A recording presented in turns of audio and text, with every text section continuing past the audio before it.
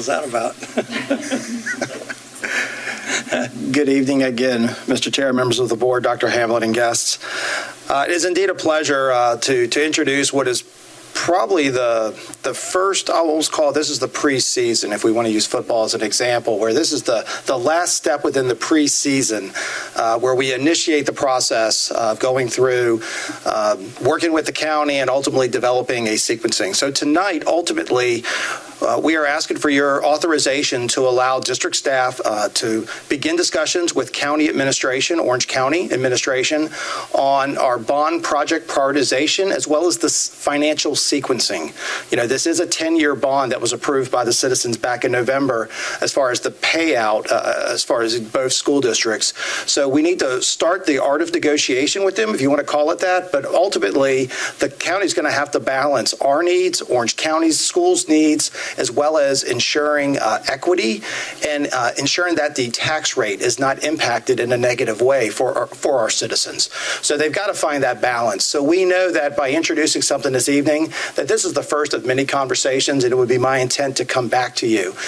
So that's the first part. But the second part of the presentation this evening is to, upon some reflection from our latest Facility Finance and Operations Committee, I really believe that there's some basic overview of a lot of things that you're going to be encountering in the next few months that I should present this evening. So it's not going to be a very detailed presentation, but I want to start introducing you to some of the nomenclature, the processes that we're going to have to come back and dialogue with you about, aside from working with the county. So I'm going to start off talking about our approved projects and the latest and greatest with those.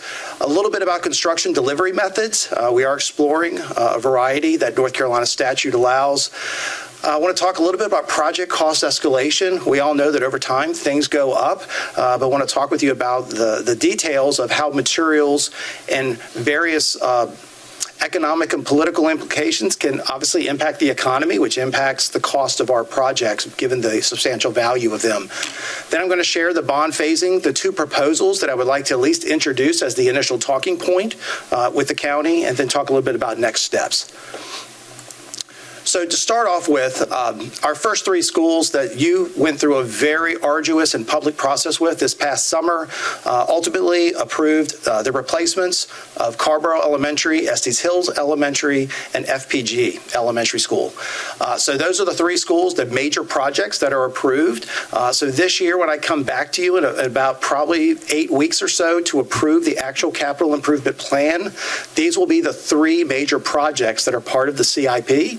But then you'll also see up to a 10-year plan for those high priority maintenance projects that the county talked about using the PAYGO funding and the lottery funding that we have. So you'll see those as well, knowing that the county has developed those guardrails, I will call them that basically say that we have to ensure that the projects that we bring forward are in the spirit of the Wolpert plan, the consultant that they hired. So they'll be very specific, and primarily you're going to see stuff like roofing, HVAC, electrical work, things of that nature, very substantive things. But the projects as a whole will all be greater than $100,000 up to several $1 million, depending if it's a roof or not, those types of projects, in addition to these schools. So to start off with, this is something that is not new to you, but it is the first school, Carborough Elementary. Just wanted to give a quick overview. We are tentatively planning for this to be a replacement on site, meaning the students will remain in their existing school while an adjacent school, new school, is built on approximately about just under a 21-acre site. We are initially estimating in today's dollars at $53 million total project cost. So since the bond went out and it was approved, we worked with the same engineer and architectural consultant that helped us through the process in the summer to really fine-tune and tell us what do we really believe these projects are going to cost, and that is the starting point for this project. Estes Hills Elementary, again, that is an on-site replacement. It's on a 33-acre site that shares with Phillips Middle. We're estimated that this project will start at about $61 million total project, and it does allow for a future on-site replacement of Phillips Middle School in future referendums to come. Frank Porter Graham Elementary. This is one where you gave us direction, knowing that we had a tentative alternate site, knowing that the school could not be replaced on its existing site. And so we did some diligence, and Culbreth Middle came up as a possibility for a site. But we really, as a staff, had to look at the site to ensure, given its topography, that if you were able to put an elementary school on that middle school site, keep the middle school open, down the road, when the time comes to replace Culbreth Middle, that you would still have enough land to replace that school as well, and then obviously tear down that school and put athletic fields or parking lots in its place. So I'm very pleased to say that we heard the community loud and clear when it came to keeping FPG within the geographic vicinity of the existing school. We think that this is a very good move for the district in the long term by being able to keep it within that same community. In future years, if FPG was ever to change its model and you needed a general elementary school, geographically having a school in this location would be best for the district in years to come. So it's good to have that school there, as well as the fact that with the dual language program at FPG, ultimately the students would be able to walk across the street and matriculate right into Culbreth Middle, which is that program site. We also believe that given this, that the athletic field that you see on the top left, that at this point it might be temporarily used by the contractor, but it would still, the school would have access to that field at this point. Unlike what we discussed with the Estes Hills replacement, that the athletic field for Phillips would have to be impacted just because of the land. So construction delivery methods. We wanted to just give an overview that the state of North Carolina allows primarily 3 methods of construction delivery, and they are what's called design, bid, build.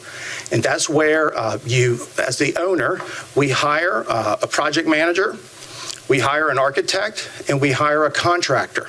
We have 3 exclusive contractual relationships, and that's the style for design bid. So you hire an architect to design it, you develop the documents, you put it out for bid, a GC bids on it, the lowest bid gets the award, and you have a project manager that helps facilitate that.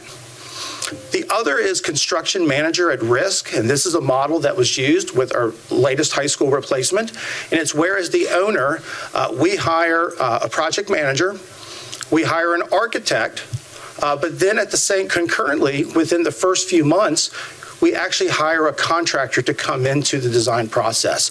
So under CM at risk, that model is where the owner has a contract with 3 still, the project manager, the architect, and the contractor. The difference is with CM at risk is that you're able to bring the contractor in earlier in the design, whereas the first one, design, bid, build, is where you basically design it, give the plans to a contractor, and then they bid on it. So they really don't have input with the first, but CM at risk they do. The third is called design build, and this is where, as the owner, we may hire a project manager, but then we hire a contractor to manage the entire project. And the contractor hires the designer and the engineers so that when it comes to risk, your contractual relationship is exclusively with the contractor and the project manager and not a third party. One advantage of design build is that the contractor obviously is in at the very beginning of the design and can give input into the materials, the methods, what will allow the project to be successful and, again, done in the shortest period of time. By having the architect work directly for the contractor, for us as an owner, it really doesn't change much because the architect still has to follow instructional design guidelines through the North Carolina Department of Public Instruction. So it's not as if a contractor can come in and just build a school and not listen to the architect on record. The architect on record does have to follow the provisions that the state mandates. So these are the 3 models that we are at least exploring. And this slide here, I'm not going to go in detail, but this just provides more information because you can get very lost in the nomenclature very quickly. So this defines what everything is, because you will hear construction manager, general contractor, and you'll say, are they different? They're the same thing. And you will find that you have to at least familiarize yourself. So this is for you for future reference, but also for the public to be able to see. For us as a district, when we look at the initial delivery methods, we know that design, bid, build, currently it's being used very little for large projects. primarily because the economic conditions that currently exist, contractors are not going to go and just bid on something and hope that they're the lowest bidder. The market is too strong right now, especially between the triangle and the triad, to where it's not competitive enough. At the same time, the process can take a lot more time because by not having the contractor in on the front end, when you award the contract, there's a lot of work that has to go on behind the scenes when the contractor reviews the designs to be able to mitigate some of the challenges that they may have. CM at risk and design build, the primary goal there is that you're bringing the contractor in earlier. The reason we're talking about this and design build as alternatives for us to consider is that we know that our sites are very tight. They are occupied replacements. And we know that time is of essence, and ultimately I will talk a little bit about project escalation. By bringing the contractor and the architect to the table earlier in the process, our goal is that it would allow us to streamline and to ensure that we make informed decisions on the front end that will mitigate risk to us as an owner on the back end, where there are change orders, mistakes, situations where the architect didn't talk to the contractor and then they start pointing fingers and then there are delays. By having a process that brings both to the table, there is more extensive collaboration along with the owner. And then design build. The biggest piece between design build and CM at risk is that you are putting greater risk and responsibility on the contractor, on the designer and those, because you're bringing them in on the front end and you're able to hold them accountable for that. And that's something that they recognize. But at the same time, it's been my experience that the earlier you bring people to the table to communicate, the more successful the projects always turn out. Now, I've mentioned project or program management, and these are two words that you will hear interchangeably. And what I will say is program management is when you have a company, a third party, come in who are experts in the construction industry who will help facilitate potentially the design, the construction delivery, the bidding, the documents, the RFQs or the RFPs. They will also participate in the entire construction process where they will review proposed design changes, methodologies, materials, and to be able to give a third party expert advice to ensure that the decisions that are being made are in the best interest for us as a district. In addition, the project management is looking at each individual project. So program management, in our case, would be someone overseeing over potentially a 10-year duration, all 3 replacement schools. Project management would be the actual management of each individual school. So I kind of equate it using a football analogy. You have the entire football season, that's program. The project are the individual games that occur. So you'll hear those words, but know that when you hear program management, it's talking holistically about multiple projects over a period of time. Project management is each specific one. Now, at the same time, the Board of County Commissioners is evaluating these delivery methods when it comes to program and project management.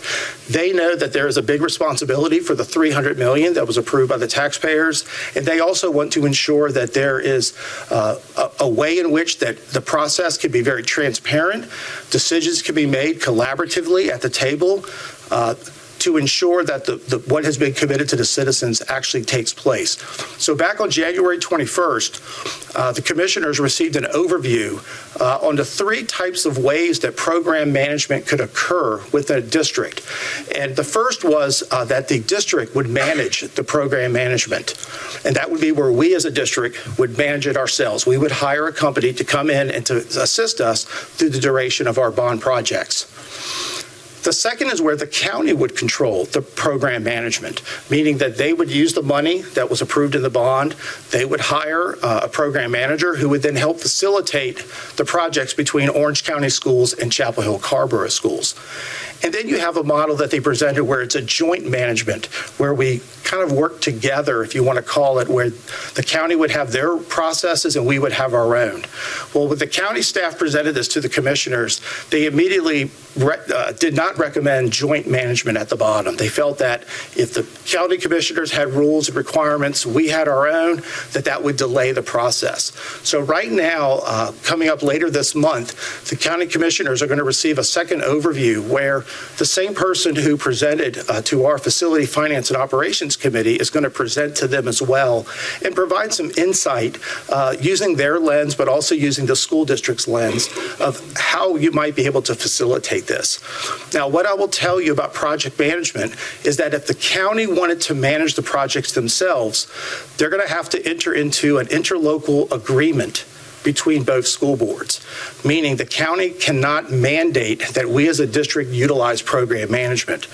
Now, we know that they can approve our projects project by project.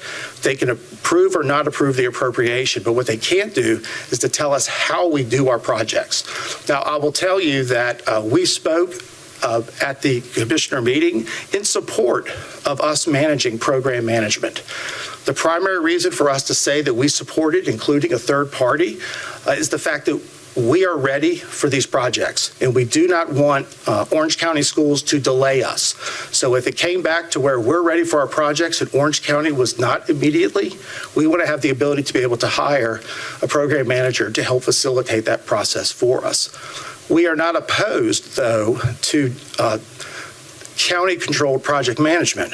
What we would say, though, is if the county was to management, that a process will need to be created where we, the project manager, program manager, and the county come together as a collective team, and there are processes that allow us to make collaborative decisions, but at the same time still allow us as a school district to make instructional programming design decisions ourselves.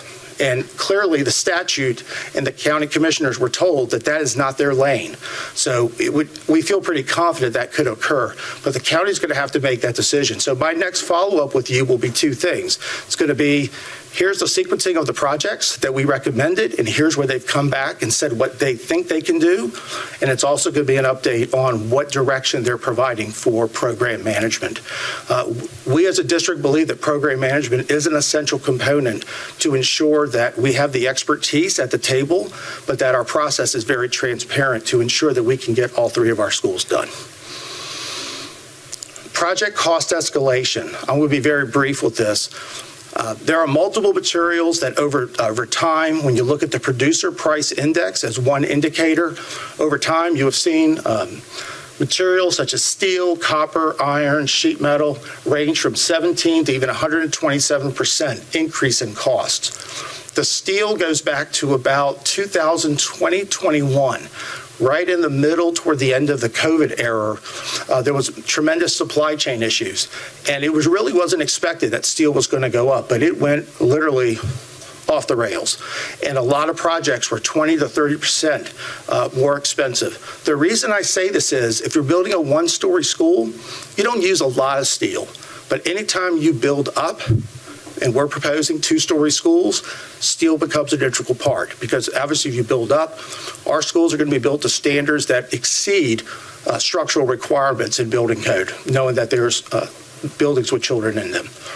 But the key here is just to understand that things fluctuate.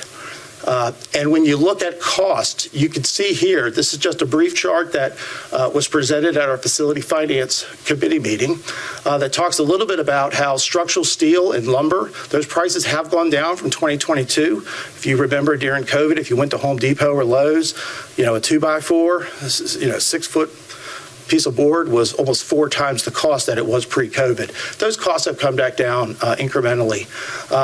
But other things to know that energy prices could affect the construction materials, weather, hurricanes in the southeast. Obviously, materials are redirected if those were to occur. But the one thing I wanted to talk about is right now labor costs are easing. Skilled labor is in demand. But at the same time, there are potential for increases when it comes to tariffs, taxes, sanctions. There are things politically that can adjust the price accordingly. Now, I will tell you, that sounds negative, but I've also seen in an economy where the infrastructure bill was passed a few years ago, and there was money infused for HVAC improvements with ESSER money. Well, HVAC equipment skyrocketed in price as soon as there was an infusion of billions of dollars of money. So it's not just tariffs and taxes that could increase or economic conditions, but the actual infusion of money where it's kind of a positive, putting money into something, but it's an unintended consequence because when you increase the demand, you increase the cost, right? So those are things that we do have to watch because as a whole, that could be very volatile. The one advantage that we as a team have learned as we've met with a lot of industry professionals is that the location of Chapel Hill Carrboro from a labor contractor standpoint is kind of in the epicenter of the triangle and the triad when it comes to labor and availability of technical staff, because we are within a 45 to an hour drive where a lot of folks are moving to Charlotte, Mecklenburg to get work. So from a contractor, subcontractor perspective, work in our district would be very appealing because they would only have to send their employees 45 minutes away versus having them drive from the Triangle to Charlotte each and every day, which is where a lot of the work is. So as we've met, that has been one thing that has been synonymous in the communication that the local industry partners have shared. So escalation, this is just a tool to show you, again, this came from our industry partner at the facility finance meeting, but to show you $23, a $60 million school, what they are projecting with the inflation measures in 2028, what that school would cost. So a $60 million school, if you had 4%, 3%, 3.5%, 4%, 3.5%, you're looking at a $71.6 million school. We know every year things go up. The reason of showing this is to give you an idea that when we're recommending to the county, when they use an escalation for the bond sequencing, we're going to recommend that they at least consider a 3 to a 5% escalation, somewhere in between. But based upon what we've been advised, there's always been for years, they will say just use a standard 2.5%, 3%. 3% might be the starting point, but already industry professionals are saying there will be some years where you should increase that. So we think from a budgeting standpoint, it should be somewhere between 3 and 5%. Total project costs. This is another one where you're going to hear me multiple times over the next few years where I'm going to have to come back to you because you would think that there would only be potentially a contract between an architect and us, a contractor and us. But when you look at the total project, the project itself is usually about 75% of the total cost, out of which there are multiple things that are done that may be outside of the contract, from geotechnical testing, hazardous material testing, wetland mitigation studies that are done, analyzing to see if there's any protected wildlife or plant life. There's all kinds of things that has to occur, not just construction things, but development standards that are out there. So I just want you to know that do not be surprised when there's multiple things that you will see on agendas where it may be that I need you to authorize the expenditure of some capital money to pay for permit fees that the local town may require, or that we may have to have movers help us move from one building to the next. That stuff would not be in the general contract. So you're going to see a lot of capital stuff coming out of this, but it is a requirement. And I think people, they hear about what the construction price is, and they think that's the bottom line. In reality, there's other things that are involved. So this is really just to show you it's bigger than just 2 contract awards. So when we look at escalation management strategies, right now we're in step number 1, where we're really looking at a comprehensive initial budget.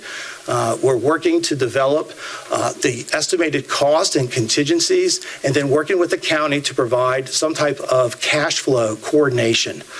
But after which, we've got to look at the scheduling. We got to understand the design, the permitting durations. What does it take to develop in the town of Carrboro? What time does it take in the town of Chapel Hill? But we also have to really go out there and work with vendors and do public outreach to continue to generate interest as we are moving forward in this project, so that those business owners can begin to pencil us in and to be aware to see when our project goes out where it might fit within the businesses that they're conducting. Early procurement, time is of essence. So when I show you the escalation and I show you the proposed bond sequencing, it's really to show you that we need to get these done sooner than later, because just the sheer time of escalation could inhibit what we spend when it comes to the construction costs. And then last but not least, the teamwork. And I think that when you look at construction at risk, or you look at design build, that teamwork allows people to come together earlier in the process. So again, you make the best informed decisions. So the initial bond funding timeline, we have two proposals to submit. The first proposal is to basically, it's aspirational. We're saying that we would like to have Carrboro, Estes Hills, and FPG in that order for the money to be provided to start designing all at once. The reason we believe we should at least include this is that we want the message to be very clear to the county staff that you as a board have gone through the entire process to where our community has endorsed those three schools. We are ready. And by doing this, it allows them to understand that we want whatever can be as most expeditious as possible. But realistically, the second proposal is the one that will start the discussion. And that is where we're recommending that Carrboro and Estes Hills, that design money start immediately, meaning July of this year. And then we look at FPG starting 2 years later. So when we're finishing the construction of Carrboro and Estes Hills, we would begin to design at FPG.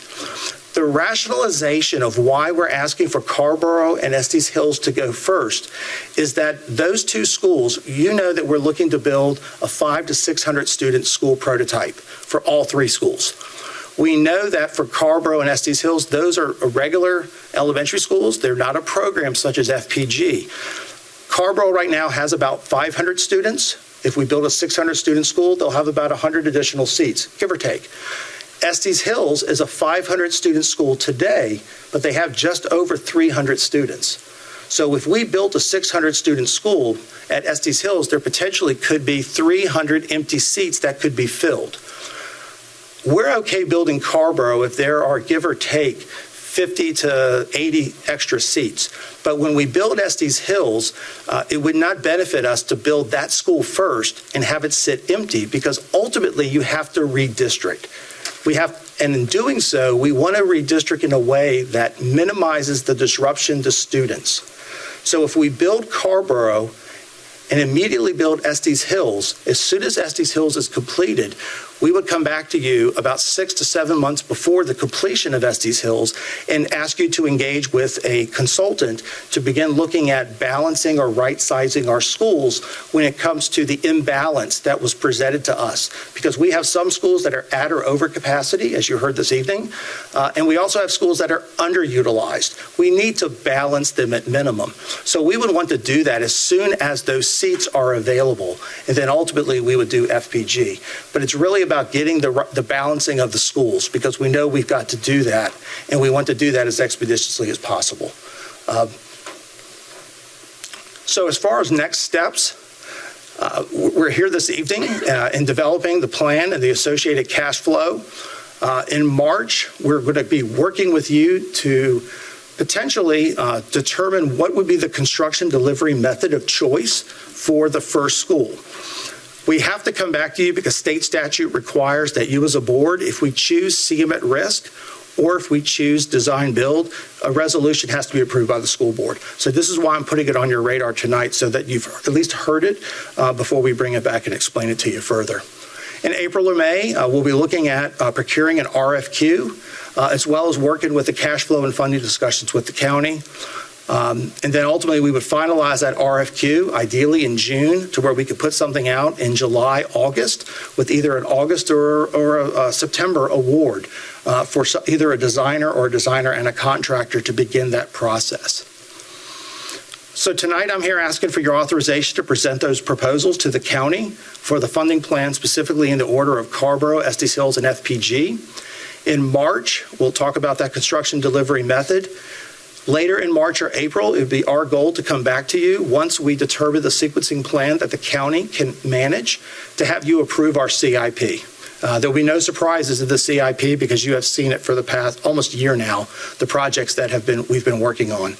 And then ultimately in July or to August, we would award that contract. And our goal would be, knowing that Carrboro would be at minimum first, it would be Carrboro. But if we are successful being able to receive the design funding for Carrboro and Estes Hills, it would be for both. I don't want to put the cart before the horse, though. So with all that being said, I've hit you with a lot of detail. It's not exciting. I know it isn't, but it's one of those where we've got to begin understanding the process and for you to be able to ask questions so that you can be informed, because it's just going to be lots of quarterly reports, lots of presentations to keep you informed, as well as the county commissioners, as it's been designed by the Capital Work Group and by the commissioners directly. So I can answer any questions that you may have. Well, thank you. It was a lot of detail, but it's also about building new schools. So I think it's like, okay, you know. So what you're saying is that the commissioners, the Board of County Commissioners, are meeting again, and I think it's February 20th, for them to determine if they want to manage the project? So the idea is they have not made a decision to take an action that I'm aware of, but they're talking about that process and what level of involvement do they want to have structurally, or do they want to allow each individual school district to manage that or not? The discussion they had back in mid-January was it got kind of cut into because of the weather. The meeting was cut short, but they really started talking about control. They understood that they couldn't mandate it, but ultimately they had the appropriation authority. But they also knew that the question was asked, well, if we manage it exclusively, then we own it. And that risk, we assume that risk as a elected body. So they talked a little bit about that. It was more just general knowledge and information. But now that the meeting was interrupted, they're coming back and they're actually going to present the pros and cons using that lens of what may work with them or not. So I anticipate that ultimately they're going to have to give us direction because that's something that has been driven. But again, they could say, we appreciate it. We're going to set some guardrails that you use project management and let both districts manage that themselves, or they may say it's optional for districts. I tend to think that project management, program management, that I tend to believe, because it's been an integral part of the Capital Work Group, that it will be utilized. It's just what level of interaction will the county commissioners have in that process and what they need to decide with that or not. The bottom line is they heard very clear that local school boards are responsible for instructional design and what's the decisions of what is needed, and that our district may have different needs instructionally than Orange County schools. You know, that was kind of presented from the legal lens that was shared with them, and the fact that they just can't mandate or force it upon us. Then they would have to work with us to develop an agreement if they chose to go down that path. And you know, for me, it's going to be whichever process allows us to move forward, because I believe that if you have a third-party program manager as well as the staff that we have here, I think that we can do everything we can to preclude any of the concerns that came from the latest construction of our Chapel Hill High School that may exist. So I think that we can get it done. But what I don't desire is that they drag it out, deliberate over the next 2 to 3 months, and then that gets us behind when it comes to delivery, because we've got to start the design process, because I think everybody would understand you're just not going to hire an architect to design a school and it's just going to get approved. There's a tremendous public process that both towns require that could take every bit of a year to get approval for, a minimum of a year. And we know that just from other projects that we've seen in our community. So we've got to get that ball started so that we could get these schools moving. At the January 21st meeting, which that was the night it snowed, by the way. Al's referring to the weather. That was our big snowstorm, and that ended the meeting. Al, check me on this, but they seemed at the start of the meeting to be clear they wanted to manage the project, but after we talked with them, there seemed to be some, maybe that would be different. Is there anything we need to do to assist you in terms of communicating with commissioners at this point? We do meet with them next week in collaborative group with 2 of them, or do we just stay out and let you work your way at this point? I appreciate you asking that. I don't think it hurts for any conversations that you as a board could have with your colleagues just to remind them that we are ready and that we are open to creating whatever provisions are necessary to ensure that we have an equitable, transparent process, but that we can get these projects done. Because when you look at escalation, when you look at economic indicators, time is of essence. But we know projects are going to continue to escalate year to year, but we have a fixed amount of money. That money is not changing. So the quicker we add and use that money, the quicker we're going to be able to get our schools as we committed. And I think that's just really the spirit of ensuring that that process is not delayed and letting them know that we as a district are ready. There's no discussion of which schools, how we're going to do it, where we're going to do it. We are there, and I feel pretty confident that we have our community's buy-in, given the extensive process that we went through this past summer. That was, I think, the validation that we're there, and I think that's important. The tough part the county's going to have, take program management aside, they're going to have to figure out how to finance this and balance the needs of both districts, but also the tax rate. So, I would be excited to see our option 2 proposal for them to say we can do that. I think realistically there will be some stretching that will have to occur. But for us, it's really about getting the first 2 schools, because that will help us as a district just balance the underutilization that we have and overutilization that we have, so that we can accomplish that and get our kids into the newest schools as quickly as possible. Thank you. Board members? Ronnie? I just want to give so much gratitude, Al, to you and your team. I think every time you present, I just have so much more confidence that we know what we're doing, and like the way you outline it, I think is very clear for the community to follow as well. I certainly support sharing the board perspective, George, with the collaboration group that, it just, like, why add the complexity of having the county commissioners manage? We have experts here. There are guardrails, the reporting structure. We can think about other process reporting that might increase their confidence that they know what's going on. Mm-hmm. But ultimately, the decision is best sits, at its lowest level where it's closest to the work. And so I just encourage them to consider that, and technically we have the, authority to, we're an elected body as well. So appreciating that they provide the funding, but let's think about the efficiency of how we manage this. Well said. Thank you. Anybody else? Look, I would like just to say one thing, because I think that there is a lot of discussion that comes with what were the successes and the learning points from the construction at Chapel Hill of that school. And I will say that the 2 things that our district, well, I'll say the 3 things that our district is doing differently that we've observed, and I will say Dr. Stewart and myself collectively, is that 1, there's been a very collaborative process between the county commissioners and both school districts. The second is that we have involved our facility staff extensively, and our staff is not deep. We're talking about 4 to 5 people at most, but we have involved them in looking at the master plan so that we have a plan that's for today and for the next 10 years. So there's been a lot of input, but we also know that we want these projects to be completed, and we want to ensure, because I think that if program management had been a component, I think a lot of the questions that have arisen or learning points that have come about, that would have been mitigated, because the bottom line is, in any project, the more homework and diligence that you put in on the front end, the better the result is. The gentleman from talking about the student information system, I'll call it garbage in is garbage out when it comes to data. And if you put good information in so that contractors and subcontractors see good construction documentation, they know what their risks are and what their risks are not, people will price things accordingly. But when you are very nebulous in what you present and not organized, people they pad their costs because of risk. And if you can mitigate that risk to the best of your ability, our projects will be successful. So those are the 3 big things that we believe were learning points that we're trying to do to correct that, because we want these projects completed and we have the confidence that we can do them. But I'm going to tell you, it's not going to be easy.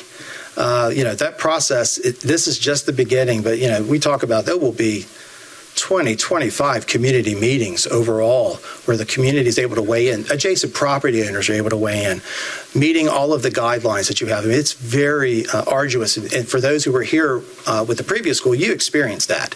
And it's a lot. But by having project management, you have the consistent skill set over a 10-year period potentially, so that you always have someone that was at the table that can answer. Because county staff, school staff, people just change over time, and you don't have that constant ability. If we were just building something in 18 months and getting out, I don't think you would need project management. But when when you're looking at this over a 10-year period, I think it's an integral part, especially finding a company that does K-12 public sector work.